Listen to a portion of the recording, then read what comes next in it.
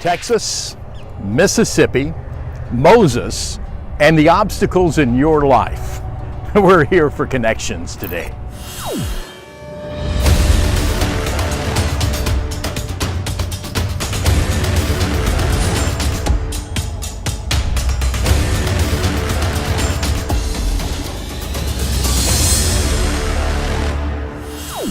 Well, I have to tell you the devastation that we're watching as we see these videos and pictures that are coming out of Texas, and the flooding and the storm and everything that they're going through just breaks my heart.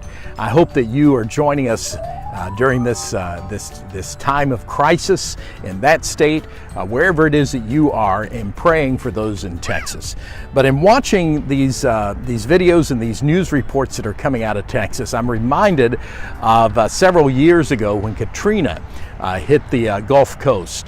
We took a team here from Freedom Church up to Pascagoula, Mississippi to do some relief work and to help. And our main job was to go into these homes that had been flooded and just tear them down to the bones. In other words, tear all the drywall out, pull up all of the flooring, take out all of the woodwork and everything, and just pile it in a trash bin. And we did that day after day after day in these homes. And I was in this one home, and we were tearing the drywall out. All this person's belongings were piled up on the front, and she came walking in the house, and she was about 90 years old, an African-American woman. And I stopped for a moment, and I went over. I said, "Ma'am," I said, I am so sorry for what you are going through right now." And she said, "Son," she says, "you're mistaken. You don't need to be sorry for me. You need to rejoice with me." And it took me back for a bit until I realized that this woman was a faithful, beautiful daughter of God who had all of her trust in God in the midst of what she was going through. Now let me ask you, how do you approach the obstacles in your life?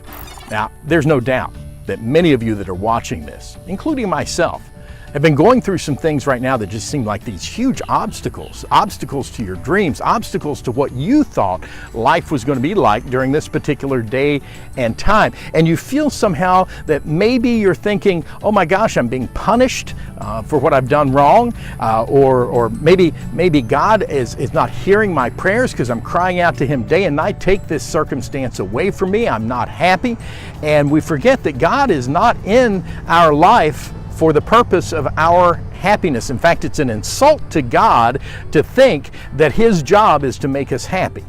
God is in our life to make us holiness, not here for our happiness. He is here for our holiness. Now, one of my favorite Bible stories from a little child on up is the story of Moses and the Israelites as they approached the Red Sea. Now imagine, here they are at the Red Sea, and the Red Sea's in front of them. Pharaoh's army is coming up behind them.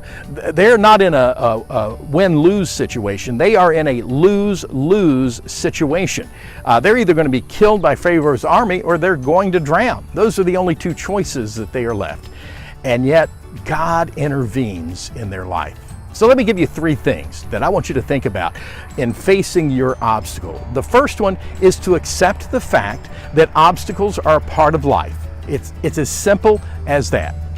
My terminology is expect and accept. Expect they will come, and accept them when they do come. Number two, remain faithful through this season in your life, through this time in your life, through this situation, whatever it is that you're in. I know mine, and you certainly know yours. And then the third thing is this: wait upon God's intervention in the situation. You see, God wants to show off in your life. He doesn't want to do it for your glory so that people go, "Wow, they're really a deeply spiritual person." It was like the lady that there in Mississippi in Pascagoula. She gave God the glory. One look at her and I said, she's frail, she's weak, she's 90 years old, and she's got nothing in life. It's all been wiped away by a flood. And yet her hope was in the Lord. Is your hope in the Lord, even in the midst of your circumstance?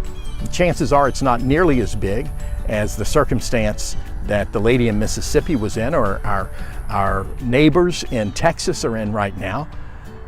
Certainly not as desperate as the Red Sea and Pharaoh's army coming after you, even though it may feel that way. Put your hope, put your trust in the Lord. Accept that the obstacles are part of life. Just be faithful, obey God during this season of your life, and then wait for His intervention. He wants to show off. Trust Him to do so for His glory. God bless you. If you're here in the Vero Beach area, you don't have a church home, we always welcome you here at Freedom Church, a place where we just simply love those who come our way, and we're passionate about seeing you restored to God. God bless you, and have a great week.